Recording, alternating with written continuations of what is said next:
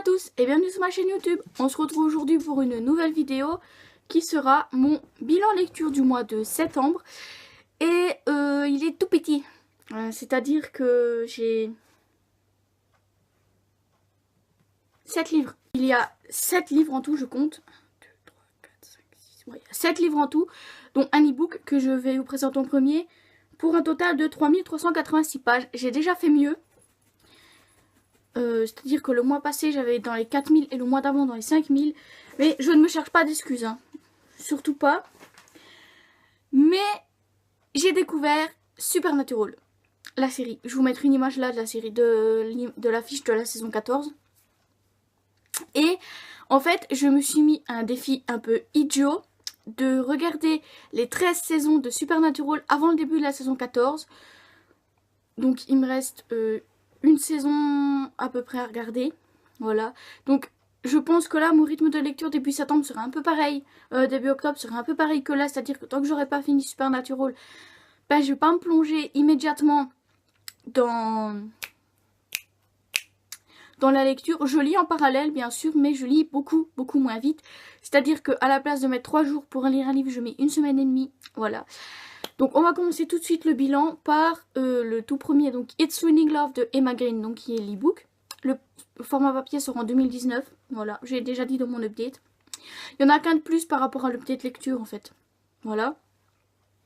Donc It's Raining Love, ça parle de quoi? Ça parle de Pippa qui s'est fait larguer en direct sur un plateau télé par son mec, voilà, et qui de là déprime de ouf. Ses sœurs décident de l'envoyer se mettre au vert dans la campagne isolée de Londres, campagne où elle va se retrouver dans une sorte de secte, si je peux appeler ça comme ça, où t'as pas le droit au téléphone portable, t'as pas le droit aux chaussures, les vêtements c'est les mêmes pour tout le monde, voilà, tous des trucs comme ça. Et en plus de ça, tout ce que tu manges ça a été cueilli dans un jardin, dans la forêt, voilà. Donc c'est vraiment une mise au vert totale, voilà, où bien sûr Pippa ne se sent pas à son aise dedans parce que elle c'est pas sa vie, enfin elle c'est pas ça qu'elle est habituée. Puis sans téléphone portable, elle ça la dérange pas, comme ça elle peut quitter les réseaux sociaux quelque temps. Et là-bas elle va faire la rencontre d'Alistair. Alistair qui lui est un, comment dire, un vicomte, voilà, un vicomte, le vicomte d'Englefield, et qui lui est là parce que ses potes lui ont lancé un défi, le défi étant de ne pas coucher avec une seule fille pendant 1 mois. Voilà. Sauf que bah, il va louper son défi parce qu'il va coucher avec Pippa. Voilà. Ou seront. En fait, ils seront sous hallucinogènes. Voilà. Parce que le moniteur leur aura fait bouffer des champignons hallucinogènes. Donc voilà, à cause de ça, bah, ils vont coucher ensemble, etc. Et de là, bah, ça va s'enchaîner, toutes sortes d'événements. J'ai hâte de vous le présenter en format papier. Donc vous doutez bien que quand je vais l'acheter, ça sera directement dans la bibliothèque. C'est très rare quand il s'agit d'un livre. Là, c'est très rare que ça va directement dans ma bibliothèque. Je pense que je l'achèterai pas directement étant donné que j'ai déjà lu, ça peut attendre quelques temps. Voilà. Mais faut savoir que j'ai adoré. Pippa et Alistair se détestent au début, mais un truc de malade. Et pourtant, on se doute bien que leur relation va évoluer en amour, si on peut dire ça comme ça.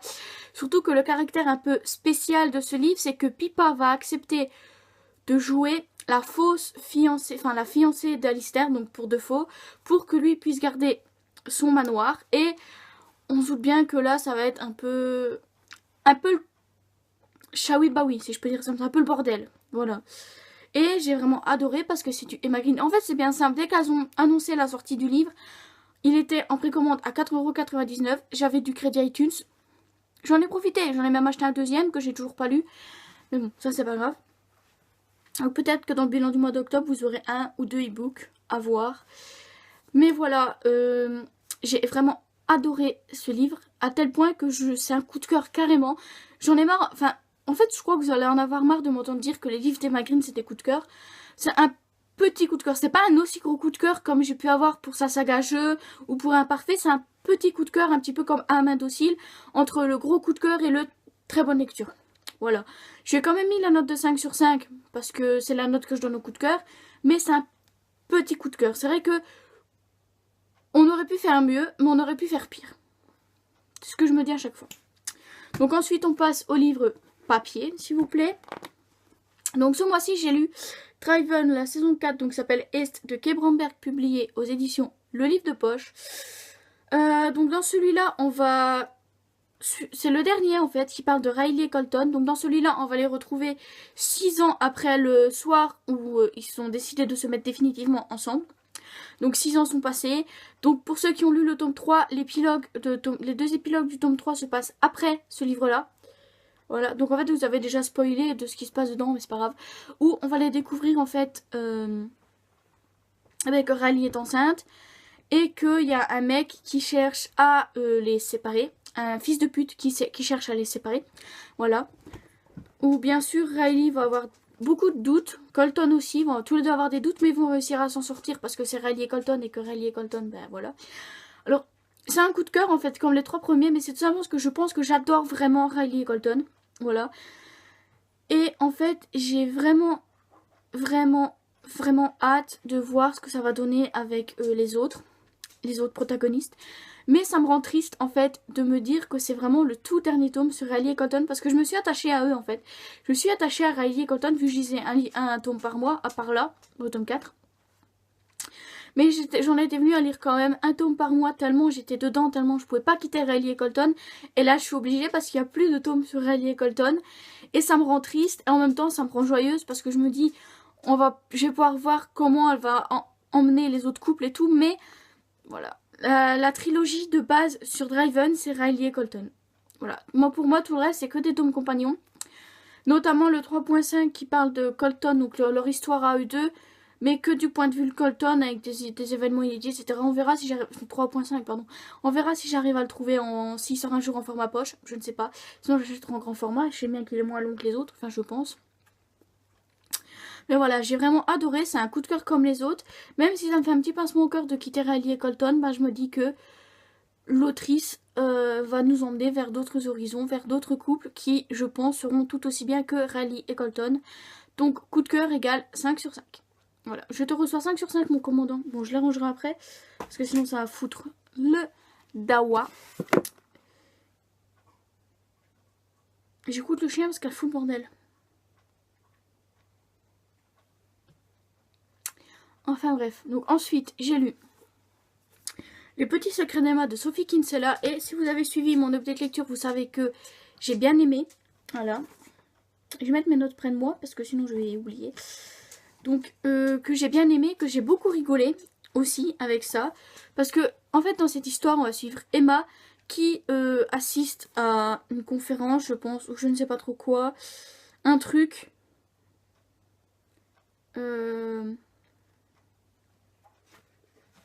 un truc loin de chez elle parce qu'elle a dû prendre l'avion. Voilà. Et donc elle participe, elle est là pour l'entreprise où elle travaille, voilà. Et de là, pour donc je répète, elle est à Glasgow pour assister à une réunion, conférence, je sais pas trop quoi, pour son entreprise. Et dans le vol de retour, l'avion va connaître quelques turbulences, si je puis dire. Et de là, elle va révéler tous ses secrets à son voisin, donc à celui qui est assis à côté d'elle. Mais vraiment tout, elle va tout déballer jusqu'à ce qu'en fait elle se rende compte qu'ils sont arrivés à Londres, qu'elle a atterri, voilà. Et de là, elle va se dire, ben c'est pas grave, c'est juste un inconnu, ça a dû bien le faire rire. Voilà. Voilà. Il a dit, ça a dû bien le faire rire. Voilà. Et voilà, donc elle va continuer, elle va rentrer, elle va continuer sa petite vie, tout sauf qu'un jour... le très cher inconnu arrive à l'entreprise où elle travaille et en plus de ça, elle constate que c'est le créateur de l'entreprise. Voilà, rien de moins, rien de plus, hein. C'est le créateur de l'entreprise. Elle a dévoilé tous ses secrets au créateur de l'entreprise. En comptant que dans ses secrets, elle a dit qu'elle avait bidouillé son CV, que en fait elle était là à la réunion mais qu'elle n'y connaissait absolument rien en logistique, que elle avait menti sur son poids, sur toutes sortes de choses en fait, sur vraiment tout. Et ouais, voilà. Donc là elle va se dire, et merde, c'est plus un inconnu. Et elle va se sentir grave gênée, son mec va les faire comprendre qu'il faut pas.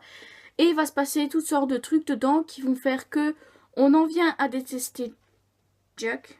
Donc comme je disais, je vais pas vous répéter l'histoire, mais voilà, avec Jack, et on va dire que ça va bien et pas bien se passer en même temps. Mais bon bref, moi ça m'a beaucoup fait rire dans tous les cas, donc voilà, j'ai vraiment bien aimé, je lui ai mis la note de 4,5 sur 5, voilà. Parce que justement j'ai bien aimé, que j'ai bien rigolé, et que j'ai hâte de relire un Sophie Kinsella. Voilà, je vais pas m'aventurer plus loin parce que voilà. Ensuite, j'ai lu La couleur du mensonge de Erin Beatty, publié chez Lumen Édition. Donc il faut savoir que ce livre-là, ça fait quand même longtemps que je veux le lire, parce que j'ai beaucoup entendu parler, en bien comme en mal d'ailleurs. Et je me suis dit, qu'est-ce que ça donne? Et donc dedans, on suit Sage qui, en fait, a été adoptée par son oncle et sa tante à la mort de son père. Et son oncle, un jour, va décider d'aller voir la marieuse pour tenter de lui trouver un mari.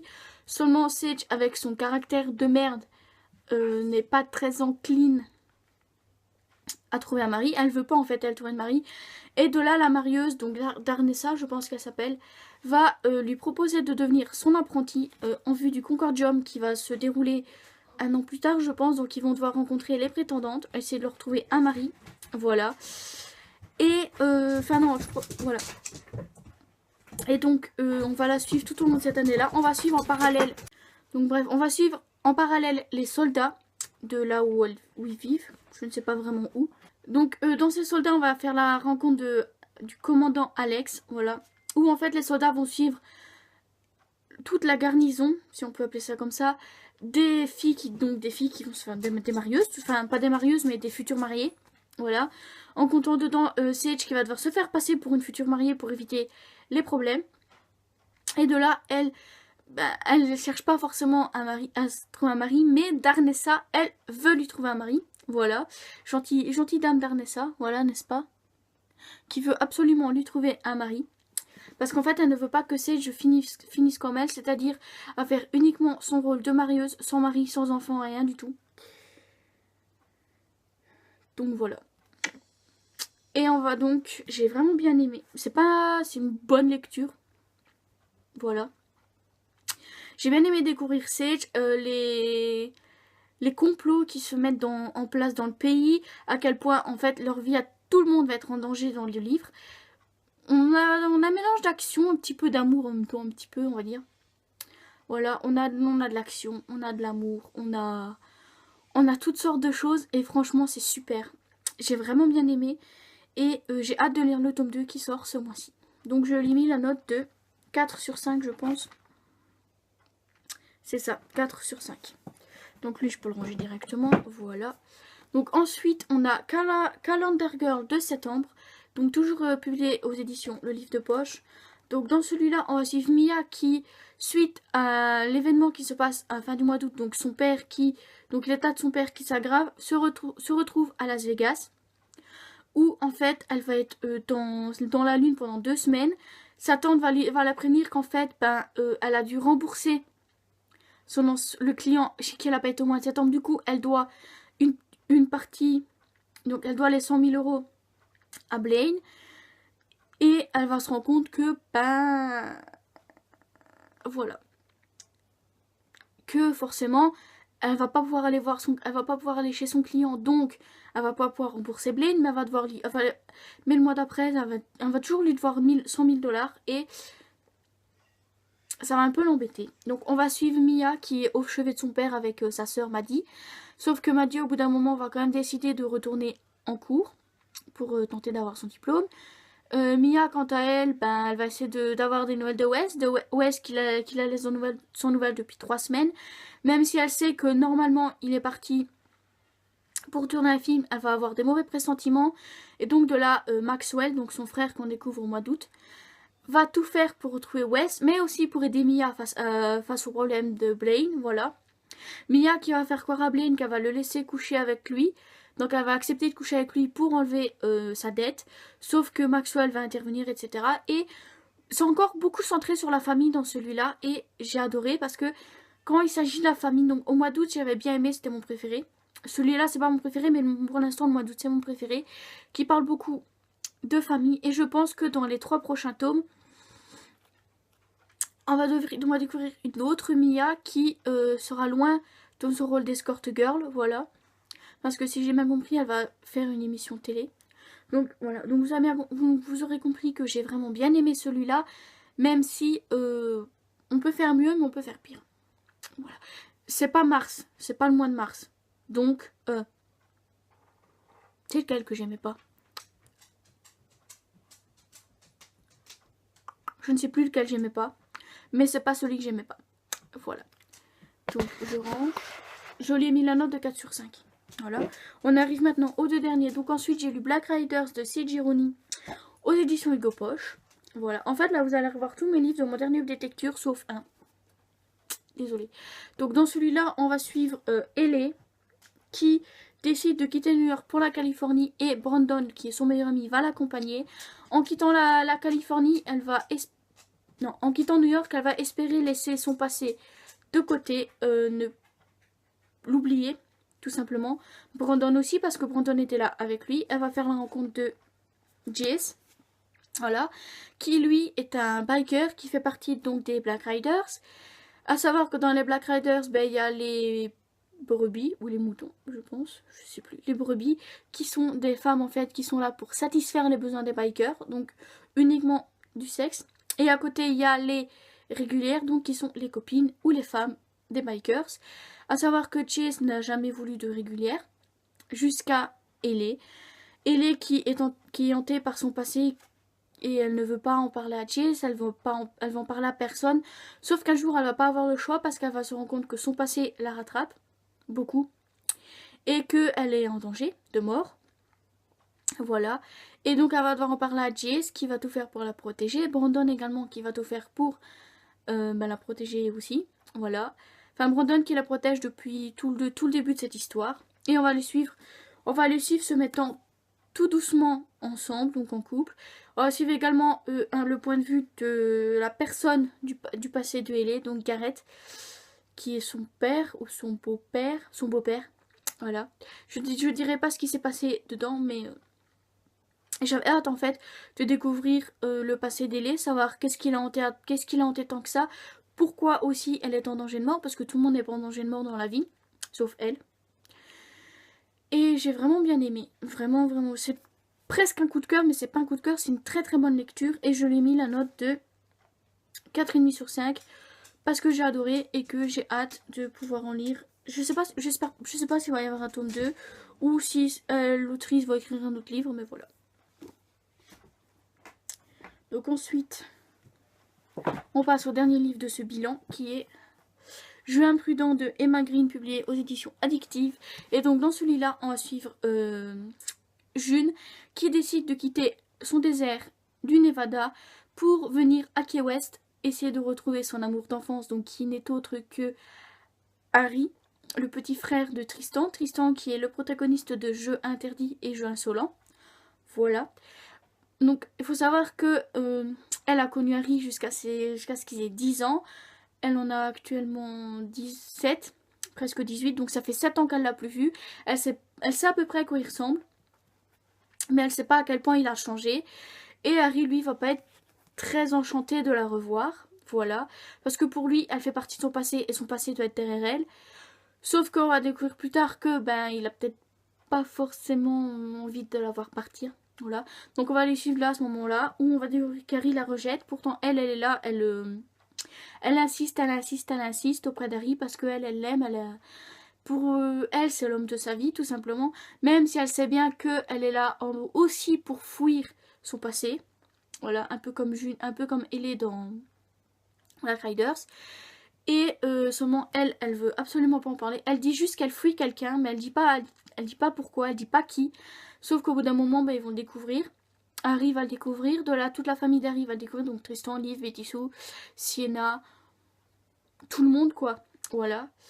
Et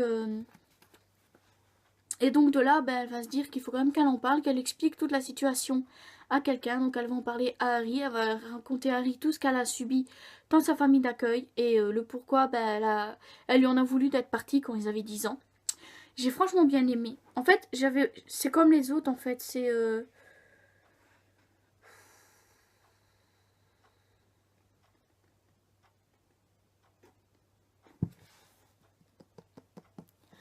C'est un coup de cœur en fait comme les autres parce que voilà, j'ai vraiment adoré. Surtout qu'à la fin il se passe un truc qui me donne envie de lire donc le deuxième tome de celui-là, donc une toute dernière fois, qui est sorti au mois de septembre et que j'ai hâte de lire. Je sais pas quand est-ce que je pourrai le faire mais j'ai hâte de le lire. Voilà. Donc en attendant, ben, j'ai lu ça. Si jamais j'arrive pas à le trouver, j'achèterai en e-book. Oui, avec moi j'achèterai tout en e-book. Hein, voilà, ça coûte moins cher. Les e-books coûtent moins cher. Mais enfin bref. Donc, un coup de cœur égale 5 sur 5. Donc c'est tout pour le bilan. On se retrouve dimanche pour une prochaine vidéo, mais je sais absolument pas de quoi elle parlera. Soit un update lecture, si vraiment j'ai lu 4 livres d'ici là, ça sera un update. Sinon je sais pas, je verrai bien. Ou sinon je la ferai sur Supernatural. Je sais pas, je verrai bien. Parce que ça fait longtemps que j'ai pas parlé de série sur ma chaîne, à part le tag. Enfin bref. On se retrouve dimanche pour une prochaine vidéo. Bye bye.